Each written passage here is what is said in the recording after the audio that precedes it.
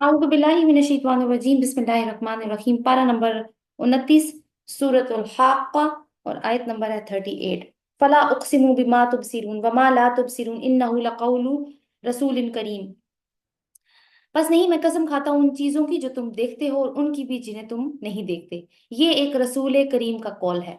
हजरत Umar bin Khattab जब वो इस्लाम नहीं लेकर आए हुए थे, तो वो इस्लाम के बहुत बड़े दुश्मन थे, रसूल सल्लल्लाहु अलैहि वसल्लम के भी बहुत बड़े दुश्मन थे। हमने उनका ईमान लाने का वाकया पढ़ रखा है। तो एक मर्तबा वो रात को निकले, काफी रात हो चुकी थी, तो उन्होंने इरादा किया कि वो शराब खाने में जाके शराब पियेंगे। तो देखा तो शराब खाना बंद था, तो उन्होंने कहा चलो ऐसा करता हूँ कि काबा में ही चला जाता हूँ। तो काबा में गए तो अंधेरा था बहुत ज्यादा, लेकिन उनको पता चला कि कोई है वहां पे जो इबादत कर रहा है। पता चला हजरत मोहम्मद सल्लल्लाहु अलैहि वसल्लम है। तो उसने कहा कि ठीक है, देखता हूँ कि क्या बात करते हैं ना। तो काबे की पर्दे के पीछे छुपे और उसी अंदर, पर्दे के अंदर ही मूव करते करते रसूलुल्लाह सल्लल्लाहु अलैहि वसल्लम के सामने आ गए। रसूल सल्लल्लाहु अलैहि वसल्लम को नहीं मालूम हुआ। तो रसूल सल्लल्लाहु अलैहि वसल्लम यही वाली आयत पढ़ रहे थे। तो कहते हैं वाह, क्या शायरी है ना, बहुत खूबसूरत शायरी है। तो रसूल सल्लल्लाहु अलैहि वसल्लम के मुंह से निकला, ये रसूल करीम का कॉल है, किसी शायर का कॉल नहीं है, मगर तुम कम ही ईमान लाते हो। आगे से कहते हैं देखा, मैं तो पहले ही कहता था ना, ये काहिन है, इसको दिलों का हाल पता चल जाता है। तो आगे रसूल सल्लल्लाहु अलैहि वसल्लम ने जो आयत पढ़ी वो क्या है, और ना ये किसी काहिन का कॉल है, तुम लोग कम ही गौर करते हो, ये रब्बुल आलमीन की तरफ से नाजिल हुआ है। तो कहते हैं ये बात, ये खुद बताई उन्होंने, कहते हैं ये बात जब मैंने सुनी तो मैं दोबारा से, मतलब उसी पर्दे के नीचे से होता होता निकला काबा के अंदर से, और मैं भाग गया वहां से। तो ये चीज है कि एक क्रैक आपके दिल में पड़ जाता है ना किसी चीज का, तो वो क्रैक उनके दिल में पहले पड़ चुका था। उसके बाद वो सूरत तहा की आयत जो है वो उसका बाइस बन गई। अगर इस नबी ने खुद घड़कर कोई बात हमारी तरफ मंसूब की होती तो हम इसको दाएं हाथ से पकड़ लेते और इसकी रगे गर्दन काट डालते। फिर तुम में से कोई इस काम से हमें रोकने वाला नहीं होता। यानी नबी को अपनी तरफ से वही में कोई कमी बेशी का इख्तियार नहीं है। ये बिल्कुल ऐसी मिसाल है जैसे कोई मातहत जो है वो अपने अफसर की कोई बात, कोई ऑर्डर्स को बदल दे तो उसका क्या हाल होता है। तो रसूल कभी भी ये काम नहीं कर सकता। दर हकीकत ये परहेजगार लोगों के लिए एक नसीहत है, ये कुरान। और हम जानते हैं कि तुम में से कौन लोग झुठलाने वाले हैं, कौन झुठलाने वाले हैं, ये हमें भी मौजूद है, हमें अपनी तरफ भी देखना है। ऐसे काफिरों के लिए यकीनन ये मूजब हसरत है, यानी दुनिया में भी हसरत है और आखिरत में भी हसरत बन जाएगी। और पुरानी अक़वाम के किस्से इनको बताए गए हैं जिन्होंने ये सारी हरकतें की थी, तो उनको ये और उन्होंने भी झुठलाया था। और ये बिल्कुल इन्नहु लहक़ुल यकीन फसब्बिह बिस्मि रब्बिकल अज़ीम, यकीनन ये बिल्कुल हकीकी है, यानी हक है क्या, रोज़े जज़ा अल हक़्क़ा। बस ए नबी सल्लल्लाहु अलैहि वसल्लम अपने रब अजीम के नाम की तस्बीह करो। तो तस्बीह जो है ना वो किस चीज़ के हसूल के लिए है, कि कोई भी आपके अगेंस्ट अटैक होगा, जैसे पीछे है कि आपको देखते हैं तो इनका दिल करता है कि वो आपको खा ही जाए। तो ये है कि तस्बीह जो है वो एक तो दिल का सुकून है, फिर कोई भी चीज़ हासिल करने के लिए रसूल सल्लल्लाहु अलैहि वसल्लम को कहा गया कि आप तस्बीह करें। और अगर हम अल्लाह ताला के अहकामात को नहीं मानते तो ये क्या होगी, कि ये तस्बीह की वायलेशन होगी। फिर बिस्मिल्लाहिर रहमानिर रहीम, सूरतुल मारिज, सअल साइलुम बिअज़ाबिन वाक़िअ लिल काफिरीन लैसा लहू दाफ़िअ मिनल्लाहि ज़िल मारिज। अल्लाह के नाम से जो बेइंतहा मेहरबान और रहम फरमाने वाला है। तो अब यहाँ से देखते हैं कि पीछे अल हक्का से बात शुरू हुई थी, और यहाँ से किस तरह से बात शुरू हो रही है, कि मांगने वाले ने अजाब मांगा है। तो अजाब की खबर से ही बात शुरू हुई है। और मेन मजमून इसका यही है कि अभी तो अल्लाह ताला ने ढील दे रखी है, तो ये मुतकब्बिर लोग उधम मचा रहे हैं, मगर अल्लाह की गिरफ्त में आ गए तो सारा उधम मचाना, सारी शोखी इनकी निकल जाएगी उस वक्त। मांगने वाले ने अजाब मांगा है, वो जो जरूर वाकया होने वाला है, जैसे हमें पता चला अल हक का। काफिरों के लिए उसे दूर करने वाला कोई नहीं होगा, उस अल्लाह की तरफ से होगा जो उरूज के जीनों का मालिक है। अब मिनल्लाहि दिल मारिज, उरूज के जीने कौन से, ऐसे रास्ते जो ऊपर की तरफ जाते हैं। अभी हमने पढ़ा ना, 7 आसमान है, उन 7 आसमानों को कनेक्ट करने वाले रास्ते भी हैं जो कि नजर आ जाएंगे उस दिन, जिस दिन कयामत होगी तो गैब का पर्दा हट जाएगा। तो ये वो उन रास्तों की तरफ बात हो रही है कि वो उनका मालिक है। और ये इनको हम पोर्टल्स या वार्म होल्स कह सकते हैं आज की जुबान में। मलाइका और रूह उसके हुजूर चढ़ कर जाते हैं। अब ज़ाहिर है वो इस तरह की सीढ़ियां हैं या रास्ते हैं जिन पे मलाइका जो है वो चढ़ते हैं, वो जमीन पे आते हैं, फिर वो अर्श पे जाते हैं, उनका आना जाना लगा रहता है। मलाइका और रूह, यानी मलाइका का जिक्र अलग से किया गया है, हजरत इब्राहीम अलैहिस्सलाम का जिक्र अलग से किया गया है। उसके हुजूर चढ़ कर जाते हैं एक ऐसे दिन में जिसकी मिकदार 50,000 साल है। तो अब यहाँ पे 50,000 साल कहा, और पीछे 1,000 साल की भी बात गुजरी थी। तो ये है बताने का मकसद क्या है, कि اللہ کے دنوں کو ہم اپنے کیلنڈر میں فٹ نہیں کر سکتے، وہاں وقت اور انداز سے گزرتا ہے۔ اور زمین میں کیونکہ اور زمین اور اللہ تعالیٰ کے عرش میں اب فاصلہ بھی بہت زیادہ ہے، تو وہاں پہ دونوں جگہوں پہ وقت جو ہے وہ الگ سٹائل میں گزر رہا ہے، یہاں ہزاروں سال گزرتے ہیں، وہاں چند لمحات گزرتے ہیں۔ زمین پر چونکہ گریوٹی ہے اور زمین بہت نیچے ہے، یعنی نیچے والی جگہ ہے، تو گریوٹی جو ہے وہ اثر انداز ہوتی ہے ٹائم کے اوپر، وہ ٹائم کو سلو کرتی ہے۔ پس اے نبی صبر کرو، صبر یعنی خوبصورت صبر، یہ لوگ اسے دور سمجھتے ہیں اور ہم اسے قریب دیکھ رہے ہیں۔ اب آپ دیکھیں ٹائم کی وجہ سے نا یہ والی بات کی جا رہی ہے کہ انہیں لگتا ہے کہ یہ بڑی دور کی بات ہے، لیکن ہمیں تو لگتا ہے کہ بس وہ آنے ہی والی ہے۔ اب آگے جو ہے وہ جو عذاب کا منظر، قیامت کا منظر کھینچا جا رہا ہے کہ لوگوں کا اس دن کیا حال ہوگا۔ پچھلی صورت میں ہم نے پڑھا تھا کہ فزیکلی لائک قیامت کیسی ہوگی، اور یہاں پہ یہ ہے کہ لوگوں کا حال کس طرح کا ہوگا، ان لوگوں کی کیا کیفیت ہوگی اس دن۔ جس روز آسمان پگھلی ہوئی چاندی کی طرح ہو جائے گا اور پہاڑ رنگ برنگ کے دھنکے ہوئے اون جیسے ہو جائیں گے، اور کوئی جگری دوست اپنے جگری دوست کو نہیں پوچھے گا، حالانکہ وہ ایک دوسرے کو دکھائے جائیں گے۔ مجرم چاہے گا کہ اس دن کے عذاب سے بچنے کے لیے اپنی اولاد کو، اپنی بیوی کو، اپنے بھائی کو، اپنے قریب ترین خاندان کو جو اسے پناہ دینے والا تھا، اور روئے زمین کے سب لوگوں کو فدیہ میں دے دے، اور یہ تدبیر اسے نجات دلا دے۔ ہرگز نہیں۔ یعنی سورۃ تحریم میں کیا بات گزری تھی پیچھے کہ اپنے آپ کو یعنی اہل و عیال، اپنے آپ کو اور اہل و عیال کو آگ سے بچاؤ، مال اور اولاد فتنہ ہے جن کی خاطر انسان غلط کام کرنے پہ آمادہ ہو جاتا ہے اور وہ کرتا بھی ہے۔ آج دیکھیں، آج انسان کی فطرت ہے نا فیملی کو پروٹیکٹ کرنا، ان سے محبت کرنا، آج فطرت ہی بدل گئی، آج جذبات بدل گئے۔ آج جو ہے وہ سب کچھ جن کی خاطر سب غلط صحیح کرتا رہا ہے، کہتا ہے اللہ تعالیٰ کو کہ وہ مجھ سے لے لیں، بس مجھے بچا لیں کسی طریقے سے۔ ہرگز نہیں، یہ تو بھڑکتی ہوئی آگ ہے۔ کلا، یہ کلا ایک لفظ جو ہے نا وہ بہت ساری میننگ کنوے کر دیتا ہے۔ انہا لظا، وہ بھڑکتی ہوئی آگ ہے۔ لظا جہنم کی ایک وادی کا نام ہے۔ یہ تو ایک بھڑکتی ہوئی آگ کی لپٹ ہوگی جو گوشت پوست کو چاٹ جائے گی اور پکار پکار کر اپنی طرف بلائے گی ہر اس شخص کو جس نے حق سے منہ موڑا اور میری اور پیٹ پھیری اور مال جمع کیا اور اس کو سین سین کر رکھا۔ یہ بالکل وہی جیسے پچھلی صورت میں بات آئی تھی کہ پھر جس نے جو مال خود بھی نہیں خرچ کرتے تھے، دوسروں کو بھی تحریک نہیں دلواتے تھے، اور پھر آخرت میں انہوں نے خود ہی کے منہ سے نکلا کہ آج ہمارا مال کچھ کام نہ آیا، نہ ہماری سلطنت کچھ کام آئی۔ ان الانسان خلق ہلوعا، انسان تھوڑ دلا پیدا کیا گیا ہے۔ یعنی اس بات کو یوں کہتی انسان کی سرشت میں یہ چیز حلوا کا مطلب ہوتا ہے کسی چیز کی طرف بھاگتے رہنا، بس رش کرتے رہنا۔ جب اس پر مصیبت آتی ہے، اب اس کے تھوڑے دلے ہونے کی کیا علامات ہے، جب اس پر کوئی مصیبت آتی ہے تو گھبرا اٹھتا ہے، اور جب اسے خوشحالی نصیب ہوتی ہے تو بخل کرنے لگ پڑتا ہے۔ مگر وہ لوگ اس عیب سے بچے ہوئے ہیں جو نماز پڑھتے ہیں اور اپنی نماز کی ہمیشہ پابندی کرتے ہیں۔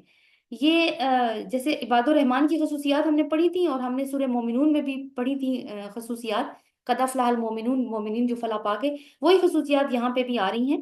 نماز سے ہی بات شروع ہو رہی ہے اور نماز پہ ہی ختم ہو رہی ہے۔ مگر وہ لوگ اس سے بچے ہوئے ہیں جو نماز پڑھنے والے اور اپنی نماز میں کی ہمیشہ پابندی کرنے والے ہیں۔ یعنی حل بتایا ہے کہ نماز قائم کرنی ہے تم نے، اور اگر نماز قائم کرنے کے باوجود بخل ہے تو اس کا مطلب ہے کہ نماز قائم نہیں ہے۔ جن کے مالوں میں سائل اور محروم کا ایک مقرر حق ہے، یعنی وہ اللہ کے حقوق بھی ادا کرتے ہیں، وہ بندوں کے حقوق بھی ادا کرتے ہیں، جو روزے جزا کو پر حق مانتے ہیں، یعنی متوازن ایک متوازن لائف سپینڈ کر رہے ہیں۔ جن کے مالوں میں سائل اور محروم کا حق مقرر ہے، جو روز جزا کو برحق مانتے ہیں، جو اپنے رب کے عذاب سے ڈرتے ہیں، کیونکہ ان کے رب کا عذاب ایسی چیز نہیں ہے جس سے کوئی بے خوف ہو، جو اپنی شرمگاہوں کی حفاظت کرتے ہیں، یعنی اپنی چیسٹٹی کی، اپنی حیا کی، عصمت کی حفاظت کرتے ہیں، بجز اپنی بیویوں یا اپنی مملوکہ خواتین کے جن سے محفوظ نہ رکھنے میں اس پر کوئی ملامت نہیں ہے۔ البتہ جو اس کے علاوہ کچھ اور چاہیں وہی حد سے تجاوز کرنے والے ہیں، جو اپنی امانتوں کی حفاظت کرتے ہیں اور اپنے عہد کا پاس کرتے ہیں، جو اپنی گواہیوں میں راست بازی پر قائم رہتے ہیں، یعنی گواہی جب بھی دیتے ہیں وہ اللہ کی خاطر گواہی دیتے ہیں، چاہے وہ ان کے اپنے خلاف کیوں نہ پڑے، اپنے رشتہ داروں کے خلاف ہی کیوں نہ پڑے، جو اپنی نمازوں کی حفاظت کرتے ہیں، یعنی نمازوں کی حفاظت میں اس کی پابندی بھی شامل ہے، اس کی یعنی 5 روزانہ نماز پڑھنا، نماز کو اس کی وقت کی پابندی کے ساتھ ادا کرنا، سنن اور واجبات کا خیال رکھنا۔ یہ لوگ عزت کے ساتھ جنت کے باغوں میں رہیں گے۔ تو یہ ساری صفات کس کی ہیں؟ مسلین، نماز پڑھنے والوں کی۔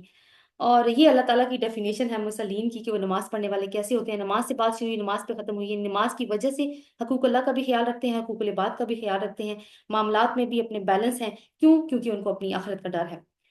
آگے دیکھتے ہیں آیت نمبر 36 سے 44 تک قریش کو وارننگ دی جا رہی ہے کہ اگر تم نہیں مانو گے تو انجام اچھا نہیں ہوگا. فما للذین کفروا قبلک مہطعین عن الیمین وعن الشمال. بس اے نبی صلی اللہ علیہ وسلم کیا بات ہے کہ یہ منکرین دائیں اور بائیں سے گروہ در گروہ تمہاری طرف دوڑے چلے آتے ہیں.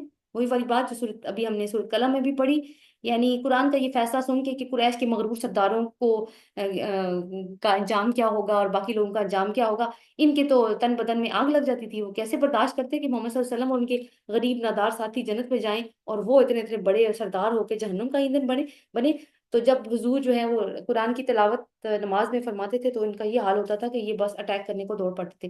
کیا ان میں سے ہر ایک یہ لالچ رکھتا ہے کہ وہ نعمت بھری جنت میں داخل کیا جائے گا؟ ہرگز نہیں. ہم نے جس چیز سے ان کو پیدا کیا اسے وہ خوب جانتے ہیں. یعنی انسان امال بھی نہیں کرتا پھر بھی کہتا ہے میں جنت میں جاؤں گا. ہم نے جس چیز سے اسے پیدا کیا اسے یہ خوب جانتے ہیں. کس چیز سے پیدا کیا؟ اسپرم سے، مٹی سے، کیچڑ. کیچڑ یہ انسان کا اوریجن ہے. تو کوئی ایسی بات نہیں ہے کہ وہ جنت اس کو وراثت میں مل ہی جائے گی. اس کو اپنے اوریجن پہ غور کرنا چاہیے. بس نہیں، میں قسم کھاتا ہوں مشرقوں اور مغربوں کے مالک کی. مشرقوں اور مغربوں یعنی یہ دروازوں کے نام ہیں مشرقوں اور مغربوں. اور وہی بات جو لنک کر رہی ہے سورت کے سٹارٹ میں، من اللہ ذی المعارج، جو سیڑھیوں والا ہے، جو راستوں والا رب ہے. ہم اس پر قادر ہیں کہ ان کی جگہ ان سے بہتر لوگ لے آئیں. یعنی قریش کو ہٹائیں، کچھ اور لوگوں کو لے آئیں. کوئی ہم سے بازی لے جانے والا نہیں ہے، لہٰذا انہیں اپنی بےہودہ باتوں میں، اپنے کھیل میں پڑا رہنے دو. یعنی جہاں پہ ہیں ادھر ہی رہنے دو ان کو. جہاں تک یہاں تک کہ یہ اپنے اس دن کو پہنچ جائیں جن کا ان سے وعدہ کیا جا رہا ہے، جب یہ اپنی قبروں سے نکل کر اس طرف دوڑے جا رہے ہوں گے جیسے اپنے بتوں کے آستانوں کی طرف دوڑے چلے جا رہے ہوتے ہیں. یعنی جب قیامت کی گھڑی آ جائے گی تو اس طرح دوڑ لگی ہوئی ہوگی ان کی اپنے رب ہی کی طرف، جیسے آج اپنے بتوں کے آستانوں کی طرف دوڑتے ہیں نا، بغیر سوچے سمجھے دوڑے ہوتے ہیں. ہم یہ بھی نہیں سوچتے ہم کس کی طرف جا رہے ہیں، کس کی عبادت کرنے جا رہے ہیں. ویسے ہی دوڑے ہوں گے اس دن بھی. ان کی نگاہیں جھکی ہوئی ہوں گی اور ان پر ذلت چھا رہی ہوگی. یہ وہ دن ہے، ذالک الیوم الذی کانوا یوعدون، یہ وہ دن ہے جن کا ان سے وعدہ کیا جا رہا ہے. تو پچھلی صورت میں کیونکہ وہ سور میں پھونکا تھا اور اب یہ ہے کہ قبروں سے باہر نکلنے والی بات آئی ہے، تو بہت زیادہ ہیوملیشن ہوگی ان کے اوپر. تو جو تم نے سوال پوچھا تو اس کا جواب یہی دیا جا رہا ہے. لیکن یہ ہے کہ جواب دینے کے بعد زندگی میں کوئی چینج تو آنا چاہیے. وہ چینج نہیں آ رہا ہے تمہاری زندگیوں میں جب تم نے عذاب کا سوال کیا اور تمہیں پورا جواب بھی دے دیا گیا. سورہ نوح اگین مکی صورت ہے اور پچھلی صورت میں عذاب مانگ رہے تھے. اس صورت میں حضرت نوح علیہ السلام اور ان کی قوم کا تذکرہ کر کے اللہ تعالیٰ نے بتایا ہے کہ وہ کیا حالات تھے کہ نوح علیہ السلام کی قوم عذاب کی حقدار بن گئی. اور قریش مکہ آج اتنے سال گزرنے کے بعد تم بھی وہی کچھ کر رہے جو قوم نوح نے کیا تھا، حالانکہ پیغمبر تم میں بھی موجود ہے. تو یہ مخالفت میں شدت کا دور ہے. اس صورت سے ایسے اندازہ ہوتا ہے جس زمانے میں یہ نازل ہوئی ہے. بسم اللہ الرحمن الرحیم. انا ارسلنا نوحا الى قومه ان انذر قومك من قبل ان ياتيهم عذاب الیم. اب یہ جو سورہ نوح ہے یہ نوح علیہ السلام کی دعوت کا آخری دور ہے جس کو یہ پریزنٹ کرتی ہے یہ سورت. اللہ کے نام سے جو بے انتہا مہربان اور رحم فرمانے والا ہے. ہم نے نوح کو اس کی قوم کی طرف بھیجا کہ اپنی قوم کے لوگوں کو خبردار کر دے. اور ہر رسول کا مقصد بعثت یہی ہے کہ وہ اپنی قوم میں انذار کرنے کے لیے آتا ہے، ڈرانے کے لیے آتا ہے. نوح علیہ السلام کو بھی اسی مقصد کے لیے بھیجا گیا تھا، حضرت محمد صلی اللہ علیہ وسلم کو بھی اسی مقصد کے لیے بھیجا گیا ہے، قبل اس کے کہ ان پر ایک دردناک دن کا عذاب آ جائے. اب آگے حضرت نوح علیہ السلام کی اسٹریٹجیز بتائی جا رہی ہیں کہ انہوں نے کس کس طریقے سے دعوت دی ہے لوگوں کو. قال یا قوم انی لکم نذیر مبین. اس نے کہا اے میری قوم کے لوگوں، میں تمہارے لیے ایک صاف صاف خبردار کر دینے والا پیغمبر ہوں اور تم کو آگاہ کرتا ہوں کہ اللہ کی بندگی کرو، اس کا تقوی اختیار کرو اور میری اطاعت کرو. نمبر 3 باتوں کا حکم دیا ہے. اللہ کا بندہ بنو. بندگی کا نتیجہ کیا ہوگا؟ تقوی. یعنی بی کاشیس آف اللہ. تمہارے ذہن میں ہر وقت یہ بات رہے کہ تمہارا رب ہر وقت تمہارے ساتھ ہے. یہی تقوی ہوتا ہے. پھر یہ ہے کہ یہ کیسے ہوگا، کیسے تم تقوی اختیار کرو گے؟ رسول کی اطاعت کر کے. وہ تمہیں بتائے گا، وہ تمہیں گائیڈ کرے گا. تو تمام انبیاء کی یہی دعوت رہی ہے. یغفر لکم من ذنوبکم ویؤخرکم الی اجل مسمى ان اجل اللہ اذا جاء لا یؤخر لو کنتم تعلمون. اللہ تمہارے گناہوں سے درگزر فرمائے گا اور تمہیں ایک وقت مقرر تک باقی رکھے گا. یہ وقت مقرر کون سا ہے؟ یہ وقت مقرر وہی ہے کہ اگر تم نے یعنی یہ تینوں باتیں مان لی جن کا پیچھے ذکر ہوا ہے تو تمہیں اللہ تعالیٰ دنیا میں اس وقت تک جینے کی مہلت دے گا جو تمہاری طبی موت کی مہلت ہے. کیونکہ قوموں کی مہلت اور طریقے سے ہوتی ہے نا. یہ انسان کی جو جو نیچرل ڈیتھ کا وقت لکھا ہوا تھا، اللہ تعالیٰ تمہیں اس وقت تک مہلت دے گا۔ حقیقت یہ ہے کہ اللہ کا مقرر کیا ہوا وقت جب آ جاتا ہے تو پھر ٹالا نہیں جا سکتا۔ تو یہاں پہ دوسرے وقت کی جو بات کی ہے، یہ وہ وقت ہے جو اللہ تعالیٰ کسی قوم پر عذاب نازل کرنے کے لیے مقرر کر دیتا ہے۔ کاش تمہیں اس کا علم ہو۔ یعنی ابھی آپ دیکھیں کہ ہمیں دعوت کے 3 پوائنٹس جو نظر آ رہے ہیں، یہی 3 پوائنٹس، یعنی اللہ پر ایمان، رسول پر ایمان، آخرت پر ایمان، ہر رسول کی دعوت کا حصہ رہے ہیں۔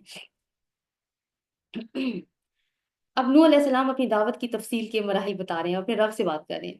قال ربی انی دعوت قومی لیلا و نہارا، اس نے عرض کیا ہے میرے رب، میں نے اپنی قوم کے لوگوں کو شب و روز پکارا، یعنی میں نے اپنی نیندوں کی پرواہ نہیں کی، یا اللہ میں نے اپنے آرام کی پرواہ نہیں کی، اور میں نے ان کو ہر وقت پکارا ہے۔ میری پکار نے ان کے فرار ہی میں اضافہ کیا، یعنی وہ بھاگتے ہی رہے، جتنا جتنا میں انہیں پکارتا رہا اتنا اتنا وہ مجھ سے دور بھاگتے رہے۔ میں نے تو اپنی نیند اور آرام کی پرواہ نہیں کی، لیکن یہ اپنی نیند ہی میں گم رہے۔ انہوں نے کانوں میں انگلیاں ٹھونس دی اور اپنے منہ، اپنے کپڑوں سے اپنے منہ ڈھانپ دیے۔ یعنی بات یہی ہے کہ منہ ڈھانپنے کی غرض اور انگلیاں دینے کی غرض یہی تھی کہ یا یہ ان کے رسول اپنے رسول کی شکل بھی نہیں دیکھنا چاہتے تھے، اور ان کی بات بھی نہیں سننا چاہتے تھے، اور جب سامنے سے گزرتے تھے تو اپنے آپ کو ڈھانپتے تھے تاکہ ہمیں یہ نظر آ جائے کہ ہم کہیں ہمیں یہ دیکھ لے گا، پہچان لے گا، تو پھر اپنی دعوت کا سلسلہ ہمارے ساتھ شروع کر دے گا، اور اپنی روش پر اڑ گئے اور بڑا ہی تکبر کیا۔ تو یہ ایک فیز دعوت کا۔ اور پھر ایک تیسرا مرحلہ کہ ثم انی دعوتہم جہارا، پھر میں نے ان کو ہانکے پکارے دعوت دی، یعنی پھر میری دعوت میں مزید شدت آ گئی، پھر میں نے اعلانیہ بھی ان کو تبلیغ کی، یعنی سب کو پکارا، اکٹھا پکارا کہ جو بہرے ہیں، اندھے ہیں، وہ بھی سن لیں، بات کو سمجھ لیں، اور چپ کے بھی سمجھایا، یعنی ون آن ون بیسس میں ایک ایک کر کے بھی میں نے ان سے بات کی۔ میں نے کہا فقلت استغفروا ربکم انه کان غفارا یرسل السماء علیکم مدرارا۔ بہت ہی پتہ کی بات یہاں پہ ہمیں پتہ چلے گی۔ میں نے کہا کہ اپنے رب سے معافی مانگو، بے شک وہ بڑا معاف کرنے والا ہے، یعنی اپنے رب سے استغفار کرو، وہ مغفرت کرنے والا ہے۔ وہ تم پر آسمان سے خوب بارشیں برسائے گا، تمہیں مال اور اولاد سے نوازے گا، تمہارے لیے باغ پیدا کر دے گا، اور تمہارے لیے نہریں جاری کر دے گا، اور یہی تو وہ چیزیں ہیں جس کے لیے انسان پوری زندگی تگ و دو کرتا ہے۔ تو اللہ تعالیٰ سے اپنے گناہوں کی مغفرت مانگو، اور مغفرت کب مانگنی ہے؟ ظاہر ہے پہلے تو اس پہ ایمان لانا ہے نا۔ تو آپ دیکھیں کہ مغفرت مانگنا، اللہ تعالیٰ سے استغفار کی دعائیں کرنا ایک طرف رکھیں، اور دوسری طرف اپنی ساری دعائیں رکھ لیں، تو ایک ہی بات ہے۔ یعنی آپ استغفار اگر ہم کر رہے ہیں اللہ تعالیٰ سے کثرت کے ساتھ، تو باقی کی دعائیں تو خود ہی پوری ہونی شروع ہو جائیں گی، کیونکہ وہ جیسے حضرت نوح علیہ السلام بتا رہے ہیں کہ وہ آسمان تم پہ کھول دے گا، اور آسمان سے وہ ساری برکتیں نازل ہوں گی۔ ویسے بھی تمہاری دعاؤں کے جواب تو آنے ہی آسمان سے ہیں، تو تم استغفار کی کثرت کرو۔ تو یہ ٹپ ہے ہمارے لیے بھی کہ استغفار میں اضافہ نعمتوں میں اضافے کا باعث بن سکتا ہے۔ تمہیں کیا ہو گیا ہے کہ اللہ کے لیے تم کسی وقار کی توقع نہیں رکھتے؟ یعنی تمہیں دنیا کے رئیسوں کو اتنی ویلیو دے رکھی ہے اور تم اللہ کی قدر نہیں کرتے، حالانکہ اس نے طرح طرح سے تمہیں نوازا ہے۔ کیا دیکھتے نہیں ہو کہ اللہ نے کس طرح 7 آسمان تہ بتہ بنائے، اور ان میں چاند کو نور اور سورج کو چراغ بنا دیا، اور اللہ نے تم کو زمین میں عجیب طریقے سے اگایا۔ اب یہ اسٹیٹمنٹ تھوڑی ایسی ہے کہ اس پہ ڈسکشن کی ضرورت ہے کہ کس طریقے سے اللہ تعالیٰ نے یہ نہیں کہا پیدا کیا، تخلیق کیا، کہا اگایا۔ تو تخلیقی کی طرف اشارہ فی الحال تو ہم یہ سمجھ سکتے ہیں کہ جا رہا ہے کہ زمین سے وہ انسان کو پیدا کیا، پھر وہ تمہیں اسی زمین میں واپس لے جائے گا۔ یہ اگایا کی لفظ کے ساتھ میں نے آپ کو شاید ایک بات پہلے بتائی ہے کہ اجوج اور ماجوج سوری حضرت آدم علیہ السلام کی ڈائریکٹ اولاد ہے، لیکن وہ حوا علیہ السلام سے نہیں ہے۔ اور اس میں یہ ہے کہ حضرت آدم علیہ السلام کا ریپروڈکٹیو مٹیریل کسی زمین پر گرا تھا، تو وہ یاجوج ماجوج ایسے اگائے تھے جیسے پودے اگا کرتے ہیں۔ تو ایک مخلوق کے بارے میں یہ بات ہمیں ملتی ہے۔ پھر وہ تمہیں اسی زمین کی طرف واپس لے آئے گا، اس سے یکا یک تم کو نکال کھڑا کرے گا، یا وہ کب ہوگا؟ قیامت والے دن۔ اور اللہ نے زمین کو تمہارے لیے فرش کی طرح بچھا دیا ہے تاکہ تم اس کے اندر کھلے راستے پر چلو۔ تو آپ دیکھیں کہ یعنی جیسے جیسے وہ کشتی مکمل ہو رہی ہے نا، تو نوح علیہ السلام کی دعوت بھی انٹینس ہوتی چلی جا رہی ہے، اس کی انٹینسٹی بھی بڑھتی چلی جا رہی ہے۔ قال نوح رب انهم عصوني واتبعوا من لم يزده ماله وولده الا خسارا۔ اب 20 سے 25 تک جو آیات آ رہی ہیں کہ نوح علیہ السلام نے اپنے رب کے سامنے وہ حالات رکھے ہیں جس کی وجہ سے لوگ ایمان وہ سارے حالات بتائے ہیں، ابھی آگے جا کے بتائیں گے، جس کی وجہ سے لوگ ایمان نہیں لائے۔ وہ لوگوں کی خوشحالی ہے، اور کچھ ایسے لوگوں کو وہ فالو کر رہے ہیں جو کہ بہت زیادہ خوشحال ہیں۔ نوح علیہ السلام نے کہا میرے رب انہوں نے میری بات رد کر دی اور ان کی پیروی کی جو مال اور اولاد پا کر اور زیادہ نامراد ہو گئے تھے۔ وہی لوگ جو سردار ہوتے ہیں، معاشرے کی ایلیٹ کلاس ہوتی ہے، جو سمجھتی نہیں ہے کہ ان کو اللہ کی ضرورت بھی ہے، تو باقی لوگوں کو بھی وہ اسی طرح سے گمراہ کرتے ہیں۔ ان لوگوں نے بڑا بھاری مکر کا جال پھیلا رکھا ہے، یعنی لوگوں کو بڑے برے طریقے سے انہوں نے گھیر کے رکھا ہوا ہے۔ انہوں نے کہا ہرگز نہ چھوڑو اپنے معبودوں کو، نہ چھوڑو یہ وقالوا لا تذرن آلہتکم ولا تذرن ودا ولا سواعا ولا یغوث ولا ویعوق ونسرا۔ میں نے آپ کو آج کچھ تصویریں بھیجی ہیں، کچھ بتوں کے نام بھیجے ہیں میں نے آپ کو، جن کے ساتھ میں نے ان کی تصویریں بھی آپ کے ساتھ شیئر کی ہیں۔ اس میں ود کی تصویر نہیں ہے، وہ نہیں مل سکی، لیکن باقیوں کی تصویریں میں نے بھیجی ہیں، یہ اسی کتاب سے ڈسکرپشن لے کے تو پھر جنریٹ کی گئی ہیں یہ تصویریں۔ آپ دیکھیں اس میں سے ایک انسانی شکل کا ہے اور باقی جو ہیں وہ کچھ اور شکل کے لوگ ہیں، کچھ اور شکل کی اینٹیٹیز ہیں۔ اور نوح علیہ السلام کا دور اتنا عجیب تھا کہ اس طرح کی اینٹیٹیز کا آنا جانا تھا زمین کے اوپر۔ انہوں نے بہت لوگوں کو گمراہ کیا، اور تو بھی تو بھی ان ظالموں کو گمراہی کے سوا کسی چیز میں ترقی نہ دے۔ یعنی نوح علیہ السلام کی یہ جو بددعا ہے یہ کسی بے صبری کی بنیاد پر نہیں ہے، بلکہ یہ اس وقت ان کی زبان سے نکلی ہے جب وہ صدیوں تک تبلیغ کرتے رہے ہیں اور اپنی قوم سے اب برے طریقے سے مایوس ہو چکے ہیں۔ اب اللہ تعالیٰ آگے سے کامنٹ یہاں پہ کرتے ہیں، اپنی خطاؤں کی بنا ہی پر وہ غرق کیے گئے اور آگ میں جھونک دیے گئے، پھر انہوں نے اپنے لیے اللہ سے بچانے والا کوئی مددگار نہیں پایا۔ اب نوح علیہ السلام اپنی دعا مانگ رہے ہیں یہاں پہ، قال نوح ربی لا تذر علی الارض من الکافرین دیارا، اور انہوں نے کہا میرے رب ان کافروں میں سے کوئی زمین پر بسنے والا نہ چھوڑ، یعنی ایک ایک کو ختم کر، کوئی ایک بھی نہ بچے۔ اگر تو نے ان کو چھوڑ دیا تو یہ تیرے بندوں کو گمراہ کریں گے، اور ان کی نسل سے جو بھی پیدا ہوگا بدکار اور سخت کافر ہی ہوگا۔ یعنی نوح علیہ السلام کہہ رہے ہیں کہ چن چن کے ایک ایک کو مارنا ہے یا اللہ، ایک بھی بچ گیا نا تو آگے جا کے اپنے ایسے بیج ڈالے گا کہ اگلی نسل بھی برباد ہو جائے گی۔ میرے رب مجھے اور میرے والدین کو اور ہر اس شخص کو جو میرے گھر میں مومن کی حیثیت سے داخل ہوا ہے، سب مومن مردوں اور عورتوں کو معاف کر دے۔ رب اغفر لی ولی والدی ولی من دخل بیتی مومنا وللمؤمنین والمؤمنات ولا تزد الظالمین الا تبارا۔ اور ہر اس شخص کو جو میرے گھر میں مومن کی حیثیت سے داخل ہوئی، ایسی دعا ہے جو ابراہیم علیہ السلام نے بھی مانگی تھی، اور سب مومن مردوں اور عورتوں کو معاف کر دے، اور ظالموں کے لیے ہلاکت کے سوا کسی چیز میں اضافہ نہ کر۔ تو رسول کی تکذیب کی، اور رسول کی تکذیب کرنے کا پھر یہ نتیجہ ہوا کہ پوری جڑ کٹ گئی۔ تو مکہ والوں کو بھی اب اسی چیز کی وارننگ کی جا رہی ہے۔ تو رسول جب دعوت پیش کرتا ہے تو دو طرح کے دشمن بن جاتے ہیں، ایک تو انسان دشمن ہوتے ہیں، ایک جن دشمن ہے جو مشن کے خلاف ہوتے ہیں۔ تو قریش تو نظر آ رہے تھے سامنے سامنے، لیکن جو ان کو اندر وسوسہ اندازی کر رہے تھے وہ شیاطین جن نظر نہیں آ رہے تھے۔ اور جنوں کی بات آئی تو آگے سورہ جن بھی سٹارٹ ہو گئی ہے، سورۃ الجن، یہ مکی سورت ہے۔ بسم اللہ الرحمن الرحیم، قل اوحی الی انہ استمع نفر من الجن فقالوا انا سمعنا قرآنا عجبا، صدق اللہ العظیم۔ اب سورت احقاف میں ہم نے کچھ جنوں کا حال سنا جنہوں نے ایک رسول صلی اللہ علیہ وسلم کو قرآن کی تلاوت کرتے ہوئے سنا تھا اور وہ دائی اللہ بن کے لوٹے تھے۔ پھر سورہ رحمان میں بھی اللہ تعالیٰ نے جنوں اور انسانوں سے خطاب کیا، اس سے پیچھے ہم سورۃ النام میں بھی شیاطین جن کے بارے میں پڑھ چکے ہیں کہ وہ کس طریقے سے رسولوں کے دشمن رہے ہیں اور کس طریقے سے وہ شیاطین انسانوں کے ساتھ رابطہ کرتے ہیں۔ تو یہاں پہ بھی اب ہمیں کچھ مزید انفارمیشن اس کریچر کے بارے میں ملنے جا رہی ہے۔ جن، جیم نون نون، اس کا مطلب ہوتا ہے چھپا ہوا، اور آگے بھی ان کا تذکرہ آئے گا، یعنی مختلف طرح کے جن ہیں۔ حضرت سلیمان علیہ السلام کے دربار میں بھی ہم نے جنوں کو دیکھا تھا، تو اب سورہ فلق اور سورہ ناس میں بھی آگے ان کا پھر ذکر آنے والا ہے۔ اب یہ جو اکاؤنٹ ہم پڑھ رہے ہیں یہ جنوں کی اپنی زبان سے نکلی ہوئی انفارمیشن ہے جو وہ دے رہے ہیں، یعنی فرسٹ پرسن نریشن اس کو کہتے ہیں کہ جنہوں نے خود بات کی ہے۔ اللہ کے نام سے جو بے انتہا مہربان اور رحم فرمانے والا ہے۔ اے نبی صلی اللہ علیہ وسلم کہو میری طرف وہی بھیجی گئی ہے کہ جنوں کے ایک گروہ نے غور سے سنا۔ رسول صلی اللہ علیہ وسلم کو پتہ نہیں چلا کہ جنوں نے سنا ہے، رسول صلی اللہ علیہ وسلم کو وحی کے ذریعے بتایا گیا ہے کہ کچھ جنوں نے آپ کے جب آپ قرآن پڑھ رہے تھے تو وہ سنا ہے۔ لیکن یہ واقعہ اس واقعے سے الگ ہے جو پہلے ہم سورۃ احقاف والی سچویشن میں پڑھ چکے تھے۔ وہاں پہ جو جن تھے وہ تورات جانتے تھے، یہ جو جن ہیں یہ مشرک نظر آتے ہیں۔ اے نبی کہو میری طرف وہی بھیجی گئی ہے کہ جنوں کے ایک گروہ نے غور سے سنا، پھر جا کر انہوں نے کہا، یعنی اپنی قوم کے پاس گئے، انہوں نے کہا، اب وہ جو کہا ہے وہ بات آ رہی ہے، ہم نے بڑا عجیب قرآن سنا ہے۔ اب دیکھیں، کہتے ہیں ہم نے بڑا عجیب قرآن سنا ہے نا، تو اللہ تعالیٰ نے قرآن میں کہا کہ جب تم قرآن پڑھنے لگو تو شیطانوں کی پناہ مانگ لیا کرو۔ اب یہ خود قرآن سن رہے ہیں، تو رسول صلی اللہ علیہ وسلم نے ایسا تو نہیں کہ تعوذ نہیں پڑھا ہوگا؟ اس کا کیا مطلب ہے کہ سب جن ایک جیسی نہیں ہیں، اور غیر مسلم ہونے کا مطلب یہ نہیں ہے کہ سب ایول ہی ہوں۔ سو ہم نے ایک بڑا عجیب قرآن سنا ہے جو راہ راست کی طرف رہنمائی کرتا ہے، اس لیے ہم اس پر ایمان لے آئے ہیں۔ اور اب ہم ہرگز اپنے رب کے ساتھ کسی کو شریک نہیں کریں گے۔ تو یہاں سے پتہ چلتا ہے کہ یہ مشرک تھے پہلے۔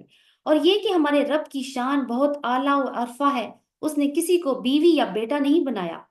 اور یہ کہ یعنی وہ وہی والی باتیں، بالکل شرک کا انکار جس میں آ رہا ہے، جو قریش مکہ نے جو باتیں کی ہوئی تھی اس کا بالکل انکار۔ اور یہ کہ ہمارے نادان لوگ وَأَنَّهُ كَانَ يَقُولُ سَفِيهُنَا عَلَى اللَّهِ شَطَطًا، آیت نمبر 4، یعنی کچھ ہمارے نادان لوگ ایسے ہیں، ان کے بارے میں انہوں نے بات کی جو اللہ کے بارے میں بہت خلاف حق باتیں کرتے ہیں۔ تو اس سے مراد یہ ہے کہ ابلیس بھی ہو سکتا ہے، جو اللہ تعالیٰ کے خلاف جو ہے وہ اس طرح سے جس نے سرکشی کی اور اس طرح کی باتیں کی اس نے۔ اور یہ کہ ہم نے سمجھا تھا کہ انسان اور جن کبھی اللہ کے بارے میں جھوٹ نہیں بول سکتے، یعنی یہاں جنہوں نے بھی اپنے سرداروں کا یہ تذکرہ کیا ہے جو اللہ کے بارے میں جھوٹ بولتے ہیں اور لوگ اس کی بات پہ یقین کرتے ہیں، لیکن انہوں نے کہا کہ ٹھیک ہے لوگ جھوٹ تو بول سکتے ہوں گے، لیکن ہمیں یہ کبھی نہیں اندازہ کیا تھا، ہمیں یہ کبھی نہیں سمجھا تھا کہ لوگ اللہ کے بارے میں بھی جھوٹ بول سکتے ہیں۔ اور یہ کہ انسانوں میں سے کچھ لوگ جنوں میں سے کچھ لوگوں کی پناہ مانگا کرتے تھے۔ اب یہاں پہ انہوں نے انسانوں کا بھی ایک یعنی ایک اپنی بے وقوفی کی طرف ہی اشارہ کیا ہے کہ قریش مکہ میں یہ کانسیپٹ بھی موجود تھا کہ وہ جب ٹریول کرتے تھے تو ان کو یہ تھا کہ جن جو ہیں وہ ان کے اوپر ان سے بہتر مخلوق ہیں، تو وہ جنوں کی پناہ بھی مانگا کرتے تھے، جو قریش مکہ ہے۔ تو اس کی وجہ سے کیا ہے کہ ان کا حوصلہ بہت بڑھ گیا تھا کہ یعنی انسانوں کی حماقتوں کی وجہ سے یہ سمجھنے لگ گئے تھے کہ یہ بڑی چیز ہو گئے ہیں کہ ہاں انسان ہم سے ڈرتے ہیں۔ اور یہ کہ انسانوں میں سے کچھ لوگ جنوں میں سے کچھ لوگوں کی پناہ مانگا کرتے تھے۔ اور ہمارے یہاں بھی ایسی باتیں ہوتی ہیں نا، وہ فلانے درخت میں فلانا جن رہتا ہے، بچوں کو بھی ڈرایا جاتا ہے اور اس طرح کی باتیں۔ اس طرح انہوں نے جنوں کا غرور اور زیادہ بڑھا دیا، اور یہ کہ انہوں نے بھی وہی گمان کیا جیسا کہ تمہارا گمان تھا کہ اللہ کسی کو رسول بنا کر نہیں بھیجے گا۔ یعنی اور دیکھیں کہ قرآن نے ان دونوں کی غلط فہمیوں کو دور کیا ہے۔ اور یہ کہ ہم نے آسمان کو ٹٹولا تو دیکھا کہ پہرے داروں سے پٹا پڑا ہے، کیونکہ جن فرشتوں کو دیکھ سکتے ہیں۔ تو اور ایک تو یہ انہوں نے بات کی کہ ایک چیز کی طرف اشارہ کریں کہ ہم نے آسمان کو ٹٹولا، اس کا مطلب ہے کہ آسمانوں میں جاتے تھے، بیٹھا کرتے تھے مختلف جگہوں پہ جا کے، لیکن اب کی دفعہ جب یہ گئے ہیں تو انہوں نے کیا فیل کیا ہے وہ بات آ رہی ہے۔ ہم نے آسمان کو ٹٹولا تو دیکھا کہ وہ پہرے داروں میں سے پٹا پڑا ہے، یعنی بھرا ہوا ہے پہرے داروں سے، اور شہابوں کی بارش ہو رہی ہے، یعنی اینٹی جن میزائل جو ہیں وہ فائر ہو رہے ہیں۔ اور یہ کہ ہم پہلے سن گن لینے کے لیے آسمانوں میں بیٹھنے کی جگہ پا لیا کرتے تھے۔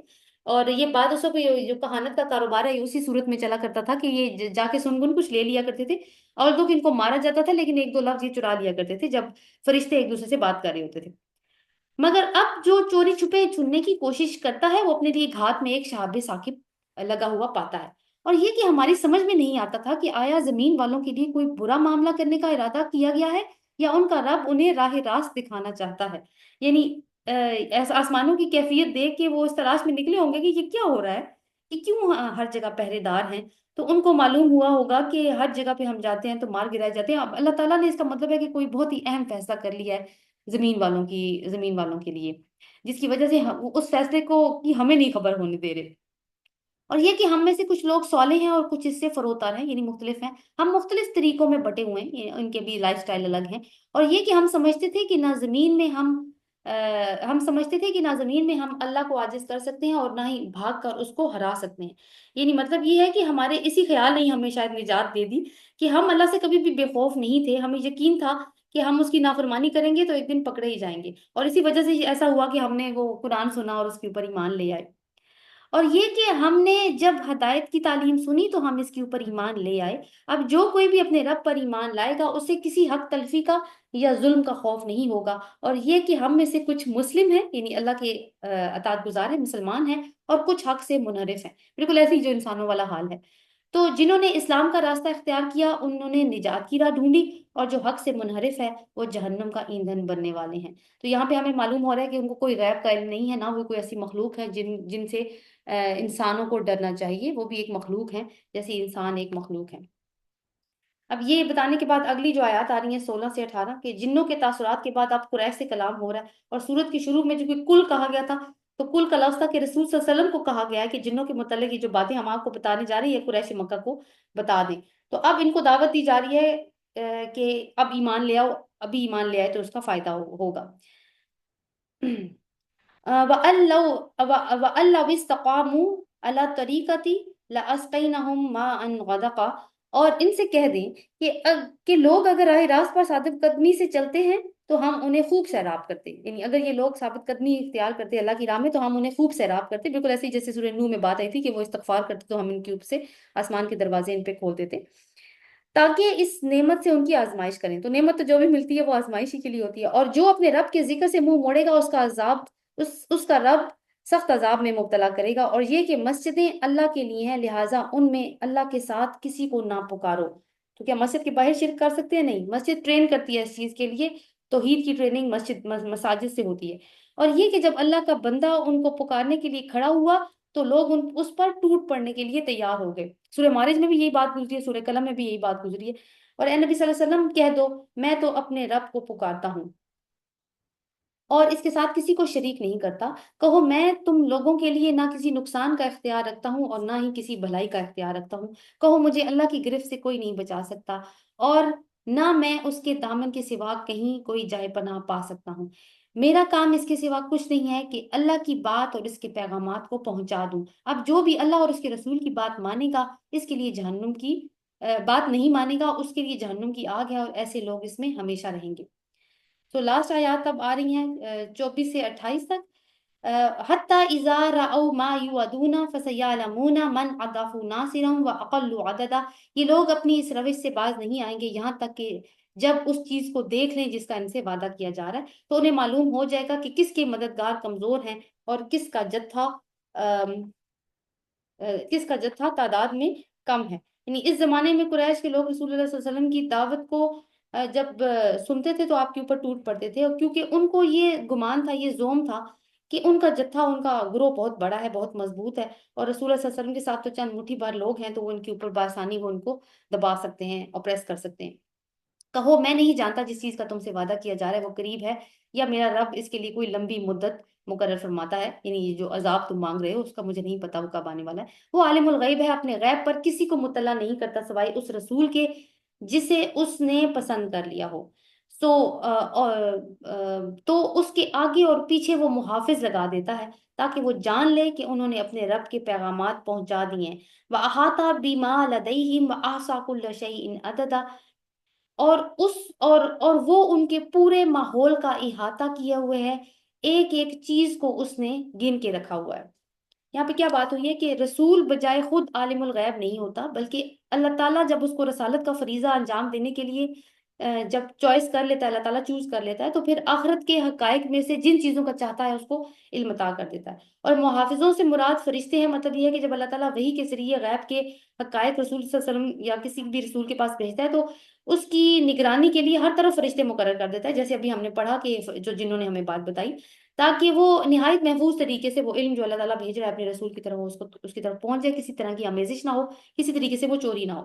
اور اس سے یہ بھی معلوم ہوتا ہے کہ رسول کو وہ علم غیب عطا کیا جاتا ہے جو اس کے فریضہ رسالت کو انجام دینے کے لیے دینا ضروری ہوتا ہے، اور فرشتے اس بات کی نگرانی کرتے ہیں کہ رسول تک یہ علم صحیح طور پر پہنچ جائے اور رسول بھی آگے سے صحیح صحیح بندوں تک پہنچا دے. اور رسول پر اور فرشتوں پر بھی اللہ تعالیٰ کی قدرت اسی طرح محیط ہے جس طرح ہر انسان پر ہے کہ اگر بال برابر بھی وہ اس کی مرضی کے خلاف کوئی حرکت کریں گے تو فوراً گرفت میں آ جائیں گے. جیسے پیچھے ہم نے پڑھا کہ ہم اس کا دایاں ہاتھ پکڑ لیتے اور اس کی رگے جان کاٹ لیتے.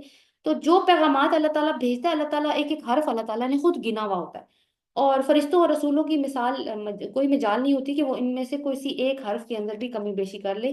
تو اللہ تعالیٰ اس بات کا حساب رکھتا ہے کہ کتنے الفاظ بھیجے گئے ہیں میری طرف سے اور کتنے آگے رسول کی طرف پہنچائے گئے ہیں اور رسول نے اس کو آگے لوگوں تک کتنا پہنچایا. اس ہر چیز کی نگرانی اللہ تعالیٰ نے حساب کتاب رکھا ہوا ہے. سو آگے ہے جی سورت مزمل. اس میں 2 رکوع ہیں، پہلا رکوع مکی ہے اور دوسرا رکوع اس کا مدنی ہے. تو اس میں ہمیں بیلنس بتایا گیا ہے، اندر کی دنیا انسان کے اندر اور اس کے باہر ایک ایک بیلنس ہونا چاہیے، یعنی انسان کی ذات کے اندر بھی اور اس کی ذات کے باہر بھی. بسم اللہ الرحمن الرحیم. یا ایھا المزمل قم اللیل الا قلیلا نصفه أو انقص منه قليلا أو زد عليه ورتل القرآن ترتيلا. اب جو پہلی سات آیتیں ہیں 1 سے لے کے 7 تک، ایک عظیم ذمہ داری جس کے لیے رسول صلی اللہ علیہ وسلم کو پریپیئر کیا جا رہا ہے اور اس کے لیے بتایا جا رہا ہے کہ آپ نے اپنے آپ کو کیسے تیار کرنا ہے. یا ایھا المزمل، اے اوڑھ لپیٹ کر سونے والے، یعنی اے وہ، اب اللہ تعالیٰ رسول صلی اللہ علیہ وسلم کو بتا رہے ہیں کہ آپ جو اتنے کمفرٹ زون میں ہے نا، بڑے مزے سے آپ اپنی ایک دنیا میں جی رہے ہیں، رہ رہے ہیں، اس سے باہر نکل آئیے، یعنی اپنی کمپلیسنٹ سچویشن سے باہر آئیے. رات کو نماز میں کھڑے رہا کرو، یعنی قیام اللیل جو رسول صلی اللہ علیہ وسلم پر واجب تھا اس کی بات ہو رہی ہے. رات کو نماز میں کھڑے رہا کرو مگر کم، پوری رات نہیں مگر کم، آدھی رات یا اس سے کچھ کم کر لو یا اس سے کچھ بڑھا لو، یعنی آدھی رات سے کچھ کم کر لو، کچھ آدھی رات سے بڑھا دو. آدھی رات تقریباً ایک کرائٹیریا رکھنا ہے. اور قرآن کو خوب ٹھہر ٹھہر کر پڑھو، ورتل القرآن ترتیلا، خوب ٹھہر ٹھہر کر پڑھو، یعنی ترتیل کے ساتھ پڑھو، سپیڈیں نہیں مارنی، سلو ڈاؤن ان ریڈنگ. ہمارے ہاں جیسے قیام اللیل ہوتا ہے تو بس مقابلہ لگا ہوتا ہے کہ کون سی مسجد سب سے زیادہ تیز پڑھاتی ہے، بس وہیں پہ جائیں پھر. سو خوب، اور اس وقت دیکھیں کتنا قرآن نازل ہوا تھا، بہت ہی کم، یہ بہت شروع کے دور کی صورت ہے، تو جتنا بھی نازل ہوا ہے بار بار اس کو پڑھیے. اور کیا ہوگا کہ وہی کو انٹرنلائز کیجیے، جب تک وہی دل کے اندر نہیں جائے گی وہ دل کے باہر، وہ پھر باہر بھی نہیں آ سکے گی. ہم تم پر ایک بھاری کلام نازل کرنے والے ہیں، یعنی آپ کو جو رسپانسبلٹی ہم دینے والے ہیں اس رسپانسبلٹی کی تیاری کے لیے آپ کو یہ کام، یہ پریکٹس دی جا رہی ہے. در حقیقت اب یہ کیا کرتا ہے رات کا اٹھنا؟ در حقیقت رات کا اٹھنا نفس پر قابو پانے کے لیے بہت کارگر ہے، اور قرآن ٹھیک پڑھنے کے لیے زیادہ موزوں وقت بھی ہے، یعنی وہاں پہ کوئی ڈسٹریکشن بھی نہیں ہوتی. اور دوسری بات ہے کہ آپ اپنی نیند کو قربان کر کے اٹھتے ہیں اور اللہ کے حضور کھڑے ہوتے ہیں. تو آپ نے جب اللہ تعالیٰ کے لیے دعوت دینے کے لیے جانا ہے تو آپ نے بہت ساری چیزوں کی قربانی کرنی ہے اور اللہ تعالیٰ کی خاطر یہ کام کرنا ہے. دن کے اوقات میں تو تمہارے لیے بہت ساری مصروفیات ہوتی ہیں. سو آگے رسول صلی اللہ علیہ وسلم کو تلقین کی جا رہی ہے کہ اب آپ سب سے کٹ کے اللہ کی ہو جائیں اور اپنے معاملات ان پہ چھوڑیں اور صبر کریں، کیونکہ دعوت کا سلسلہ تو شروع ہو چکا ہے. اپنے رب کے نام کا وذکر اسم ربک وتبتل الیہ تبتیلا، رب المشرق والمغرب، اپنے رب کے نام کا ذکر کیا اور سب سے کٹ کر اسی کی ہو رہو، وہ مشرق اور مغرب کا مالک ہے، اس کے سوا کوئی خدا نہیں، لہٰذا اسی کو اپنا وکیل بنا لو، یعنی اسی پہ بھروسہ کرو. اور جو باتیں لوگ بنا رہے ہیں، یعنی لوگ تو ہر وقت باتیں بنا رہے ہیں، روزانہ بنا رہے ہیں، اس پر صبر کرو اور شرافت کے ساتھ، یعنی اگنور کرو ان کو لیکن ڈیسنٹلی اگنور کرو اور ان سے الگ ہو جاؤ، ان کو اگنور، ان سے یعنی اعراض کرو. ان جھٹلانے والے خوشحال لوگوں سے نمٹنے کا کام تم ہم پر چھوڑ دو. اب دیکھیں رسول جو ہے وہ دو طرح کی گفتگو میں انوالو ہوتا ہے نا، ایک وہ اللہ سے گفتگو میں انوالو ہوتا ہے وحی کے ذریعے، جو کہ بہت ہی خوبصورت تجربہ ہے رسول کے لیے، اور دوسرا وہ لوگوں سے انوالو ہوتا ہے، انہی رسالات کو، اسی وحی کو پہنچانے کے لیے لوگوں کے ساتھ انوالو ہوتا ہے، جو کہ فی الحال تو بہت بدصورت ہے جس طریقے سے لوگ بیہیو کر رہے ہیں آگے. تو اسی بدصورتی کو برداشت کرنے کی طاقت کہاں سے ملے گی؟ اس وحی سے جو رات کے وقت آپ تہجد کی نماز میں پڑھیں گے. انہیں ذرا کچھ دیر اسی حالت میں رہنے دو، ہمارے پاس ان کے لیے بھاری بیڑیاں ہیں اور بھڑکتی ہوئی آگ اور حلق میں پھنسنے والا کھانا اور دردناک عذاب ہے. یہ اس دن ہوگا جب زمین اور پہاڑ لرز اٹھیں گے اور پہاڑوں کا ایسا حال ہو جائے گا جیسے ریت کے ڈھیر ہیں جو بکھرے جا رہے ہیں. تو ان آیات سے پتہ چلتا ہے کہ اللہ تعالیٰ کا غصہ ہمیں نظر آ رہا ہے ان آیات کے اندر. آگے اہل مکہ کو بتایا جا رہا ہے کہ تمہاری طرف رسول آ چکا ہے، فرعون والا رویہ نہ اپناؤ. تم لوگوں کے پاس ان ارسلنا علیکم رسولا شاہدا علیکم کما ارسلنا الی فرعون رسولا، تم لوگوں کے پاس ہم نے اسی طرح ایک رسول تم پر گواہ بنا کر بھیجا ہے جس طرح ہم نے فرعون کی طرف ایک رسول بھیجا تھا.